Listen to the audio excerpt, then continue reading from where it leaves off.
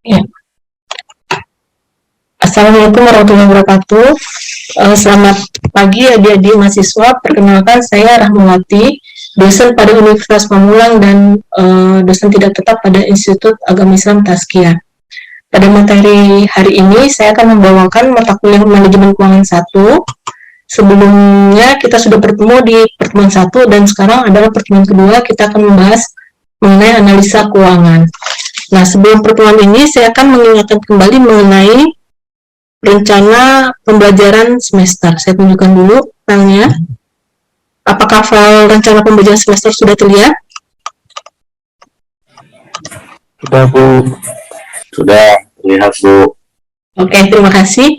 Nah, selama satu semester ini, pada manajemen keuangan 1, kita memiliki 3 SKS dan tujuannya adalah satu, semoga nanti adik-adik mahasiswa dapat memahami dasar-dasar manajemen keuangan di suatu perusahaan.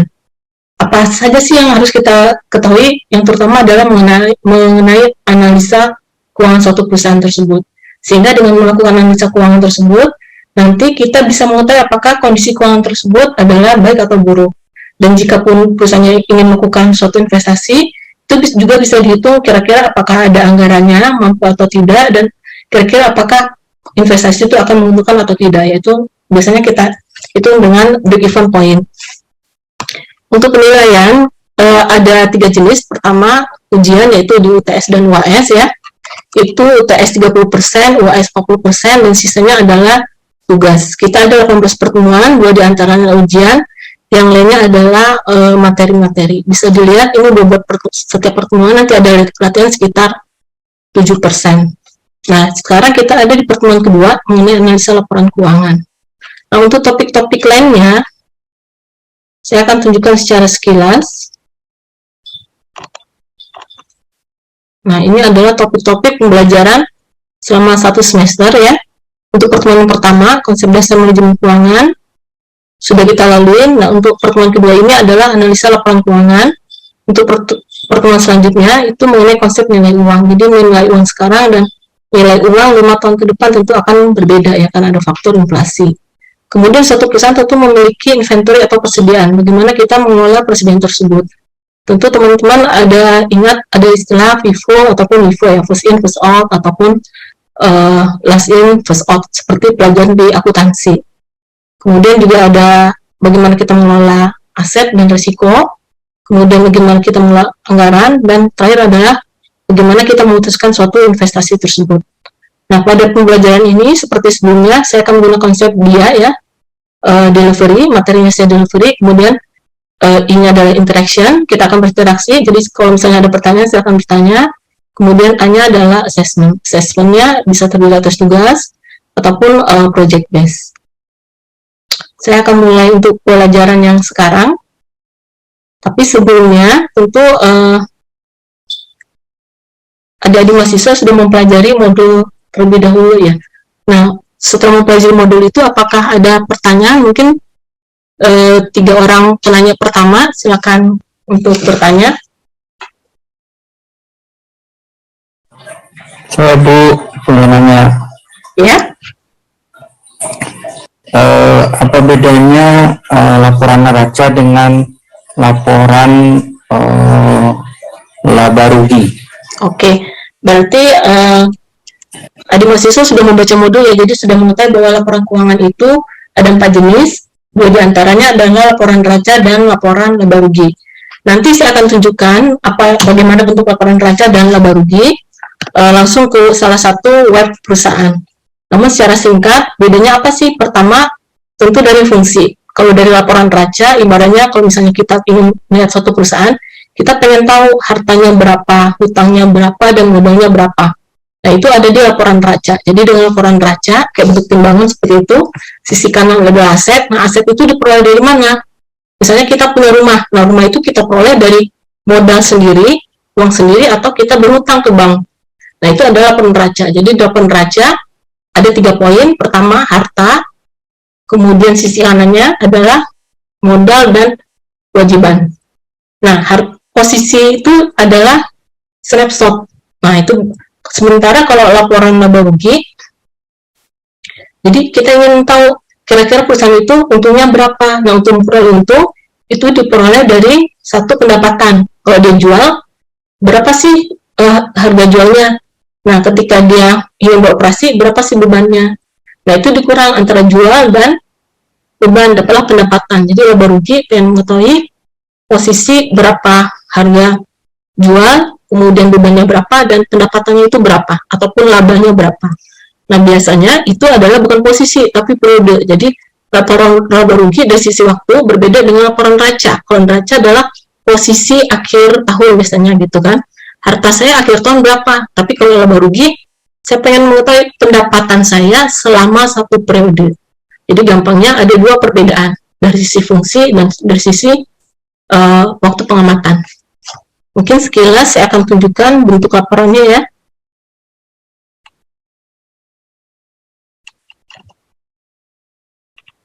Nah, ini kita bisa, jadi kalau mau laporan keuangan, bisa download dari webnya, nanti saya tunjukkan. Ini cuma ingin menunjukkan bentuk-bentuk saja. Nah, ini adalah laporan neraca. Ada aset ya, aset atau harta, kemudian ada kewajiban. Nah, ini kewajiban atau hutang tadi ya, atau liability. Bu, mohon maaf. Adalah Slide-nya belum ganti. Kenapa? Slide-nya belum ganti. Oh, berarti share-nya sebentar ya. Slide-nya belum ganti.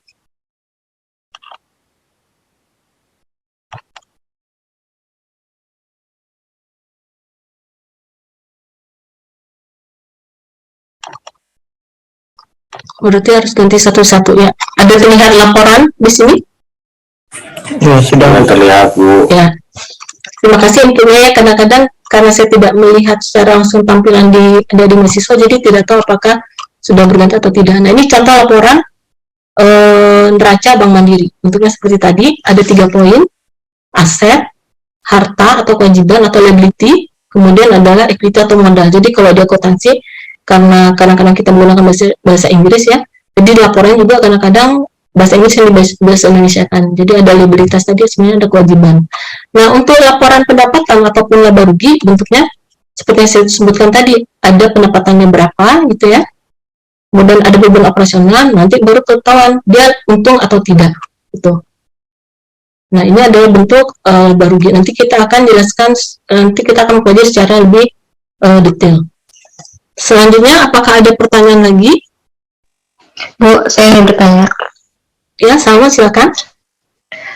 Apakah yang dimaksud dengan laporan keuangan dan divisi mana dari perusahaan yang membuat laporan keuangan?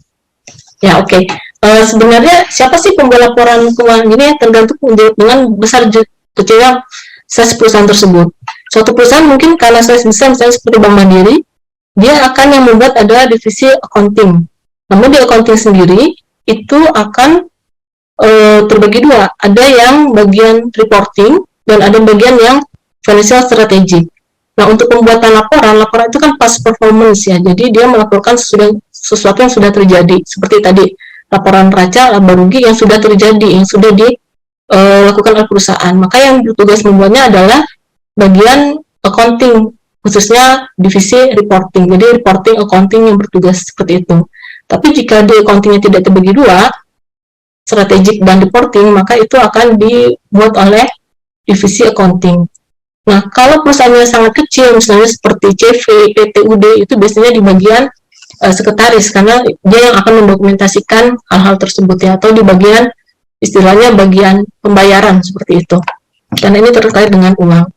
Nah, apa sih yang dimaksud dengan laporan keuangan? Laporan keuangan ini sebenarnya adalah jika kita ingin melihatkan suatu kinerja suatu perusahaan berdasarkan keuangannya, kita membutuhkan laporan ini. Jadi dengan laporan ini kita mengetahui kinerja suatu perusahaan di masa lampau. Jadi kalau kita ngomong laporan itu ada sesuatu yang terjadi. Nah, ini fokusnya adalah keuangan. Jadi misalnya saya pengen beli perusahaan tersebut. Nah, saya pengen tahu harta perusahaan tersebut, hutangnya, bagaimana, apakah dia untung atau tidak. Nah, ini ada di laporan keuangan. Jadi ada 4 jenis laporan keuangan, 2 sudah dijelaskan, neraca, laba rugi, ketiga adalah arus kas ya, karena bisa saja pendapatan itu bukan diperoleh dari penjualan operasional, tapi juga misalnya laba rugi karena dia jual aset. Nah, itu juga bisa. Nah, jadi kita harus tahu arus kasnya itu dari mana keuntungan itu.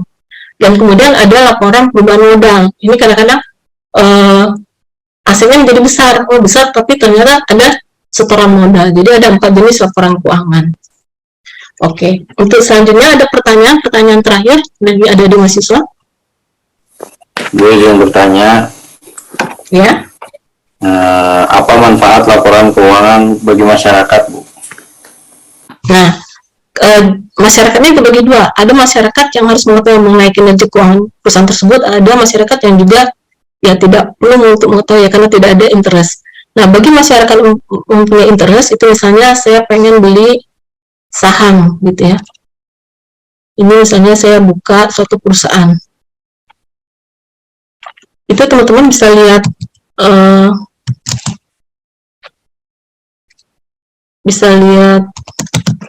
layar saya yang berbentuk Google nggak ya?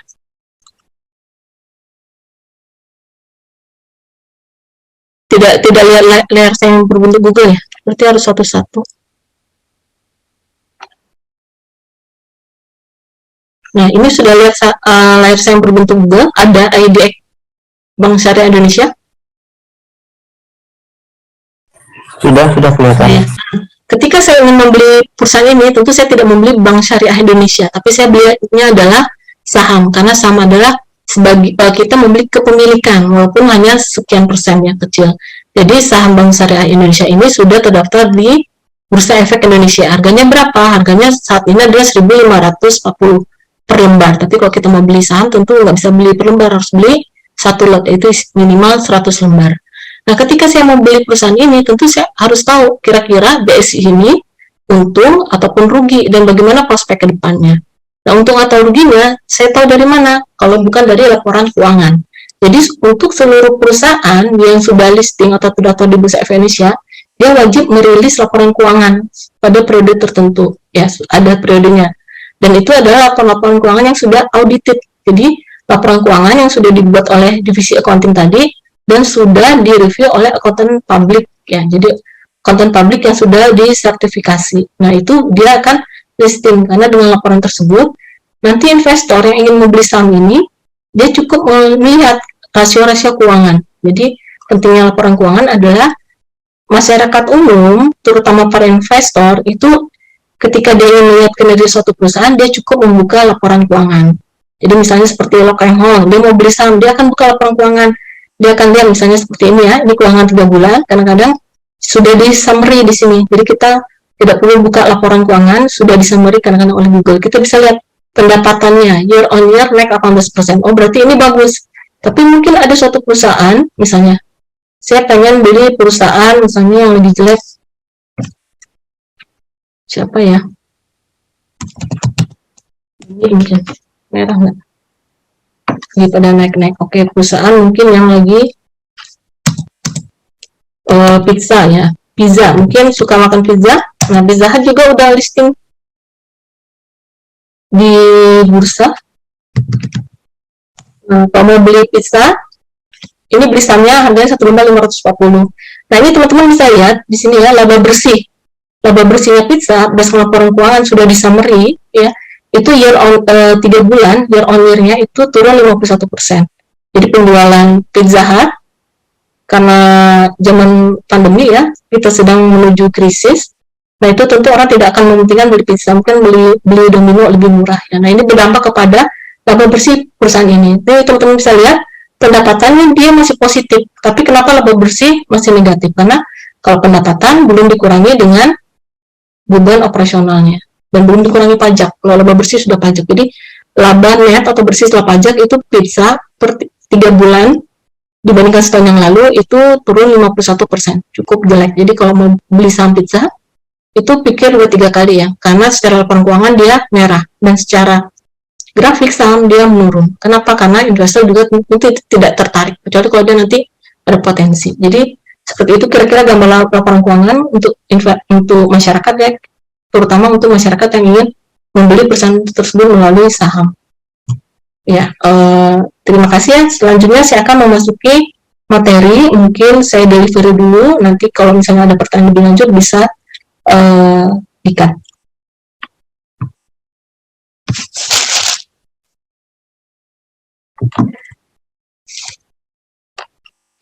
Saya siapkan dulu ya ini. Nah, ini materinya. Untuk perusahaan tadi sudah kita bahas, fungsi laporan keuangan tadi, yaitu antara lain untuk para investor, analis keuangan, manajer, atau pihak yang berkepentingan untuk... Belum ganti slide-nya, Bu. Oh, belum ganti. Oh iya, Mas.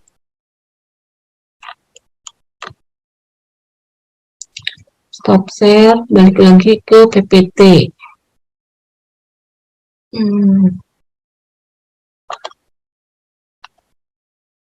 Ya, semoga sudah muncul PPT-nya.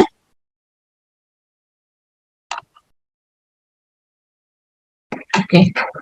Sudah. Ya, terima kasih infonya. Nanti tolong diinput lagi kalau belum balik. Tapi sementara saya hanya menggunakan dua layar. Layar PPT dan layar nanti laporan keuangan.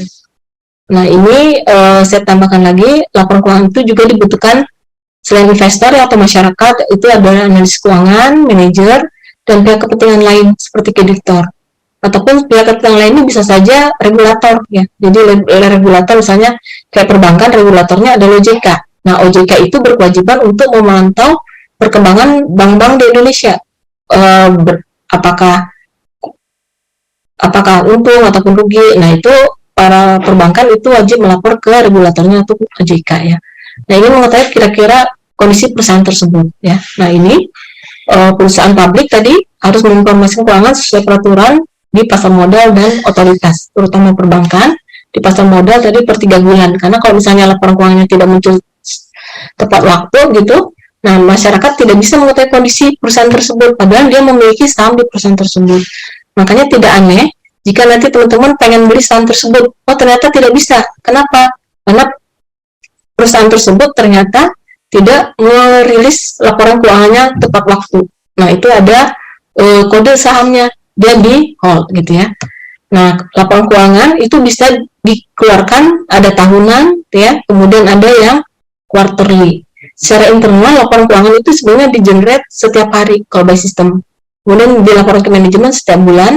Nah, untuk ke regulator ataupun ke pihak lain itu biasanya adalah quarterly ataupun tahunan. Seperti itu ya. Nah, ini ada 4 jenis, laporan neraca, laporan laba rugi, arus kas, kemudian permodalan atau pemegang saham. Nah, ini saya akan tunjukkan contohnya. Kalau saya pengen ambil laporan keuangan itu sebenarnya ada 2 cara, yaitu melalui webnya sendiri ya. Jadi kalau misalnya tadi ke web ini, saya balik lagi, saya cukup ketik misalnya saya pengen ambil tadi Bank Mandiri ya, Bank Mandiri. Saya ketik webnya. Nah, laporan keuangan itu ada di menu investor relationship gitu ya. Jadi kalau teman-teman bingung, saya pengen cari laporan keuangan di menu mana sih ya? Nah, ini ada standarnya. Mereka akan taruh di investor relation ya, karena yang membutuhkan laporan keuangan itu sebenarnya para investor. Nah, ambil di menu hubungan investor atau investor relations. Nah, kemudian tinggal dipilih laporannya. Nah, ini biasanya kalau di bank biar eye catching, rasio keuangannya sudah ditampilkan gitu ya. Asetnya, NPL, kalau di bank kan dia adalah bisnis kredit, jadi pengen tahu kredit macetnya berapa yang udah ditampilkan. Nah, ini adalah laporan keuangan. Nah, ini tadi saya bilang laporan kalau untuk perusahaan sudah go public harus di audit, jadi dia wajib sudah di audit. Nah, laporan keuangan ini berdasarkan standar accounting, ada PSAK. Tapi laporan keuangan itu kan bentuknya, kalau teman-teman lihat tadi kan bentuk angka-angka gitu ya. Nah, ini teman-teman tinggal download ya, udah saya download. Nah, ada satu lagi yang suka ditampilkan adalah laporan tahunan. Nah, laporan tahunan itu bentuknya adalah sudah pakai analisa, sudah ada bahasanya. Tapi kalau misalnya laporan accounting, itu dia seperti yang finansial nih. Bukan.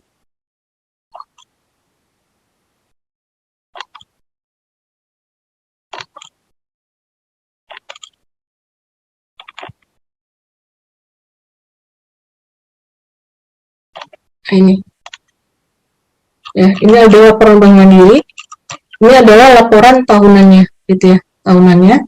Dia sudah dalam bentuk bahasa. Jadi, nah, sudah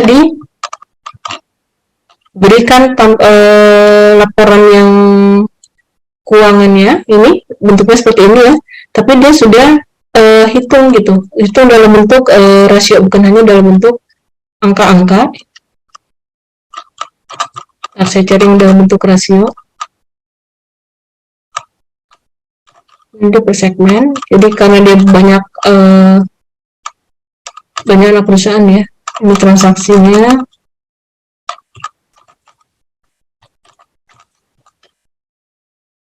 Sudah berharga ya karena dia perbankan. Ini saya menggunakan kursor di layar laporan keuangan Bank Mandiri, terlihat ya DPK-nya. Nah, ini total dananya dibandingkan ya, pertumbuhannya per tahun itu ditunjukkan. Nah, ini rasio-rasionya sudah dihitung ya sama dia. Saya bisa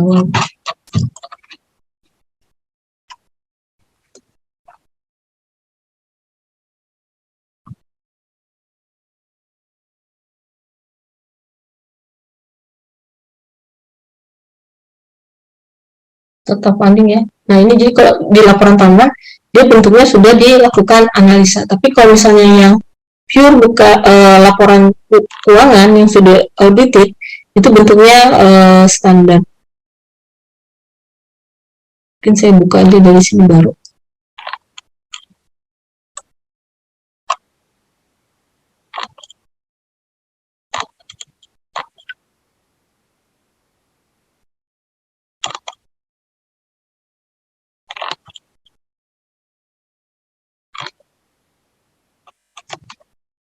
Nah, ini laporan yang keuangan yang audited. Nah, ada tulisan konsolidasi. Konsolidasi berarti perusahaan tersebut memiliki anak-anak perusahaan. Nah, itu harus dikonsol, digabungkan. Jadi, apa yang terjadi di perusahaan anak akan berdampak kepada perusahaan induk, itu Bank Mandiri. Dia punya misalnya Tulas Finance, dia punya Aksa Mandiri asuransi gitu ya.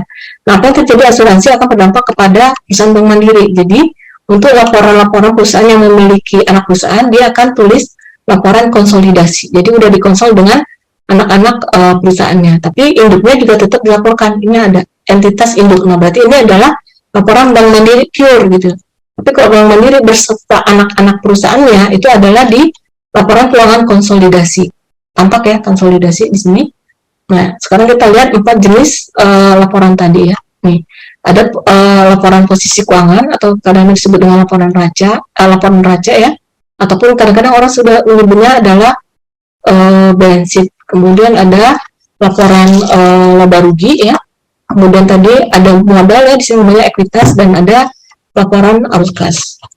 Tadi untuk yang laba rugi dan posisi keuangan ataupun raca sudah ya, berarti tinggal kita lihat yang ekuitas ya, halaman 12 sampai 13.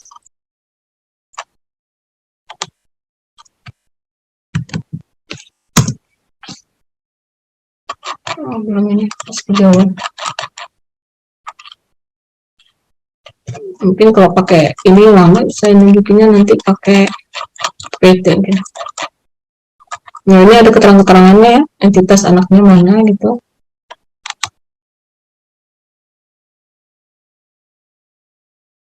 Nah, ini ada catatan-catatan gitu. Kalau rajin harus dibaca itu catatannya apa gitu, apa yang tadi.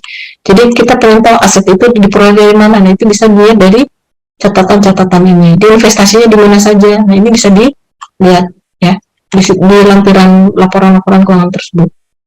Aset tetap, kemudian menerima ya. Nah, keuntungan ini udah termasuk ke laporan laba ruginya ya. Ini namanya laporan Bank Mandiri, jadi laporannya tebal sekali.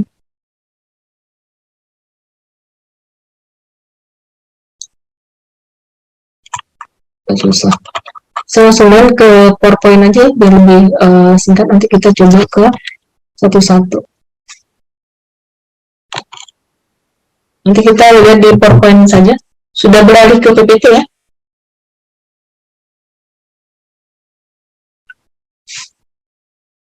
Ini sudah. Nah, ini bentuk laporannya. Saya cek dulu, mungkin ada WhatsApp tadi lupa dihitung.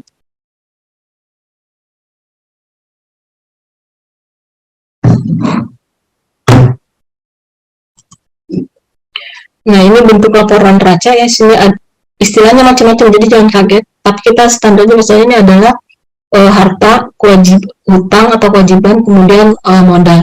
Nah, untuk penyusunan laporan ini, untuk bagian aset, jangan lupa semakin ke atas dia semakin lancar. Lancar itu dalam arti kata gampang diuangkan. Makanya yang pertama pasti kas itu kan duit ya, dia gampang diuangkan. Dibandingkan dengan kita gedung. Kalau gedung kan kita mau uangkan harus jual dulu, maka dia akan di paling bawah. Ini ada standar untuk pelaporannya.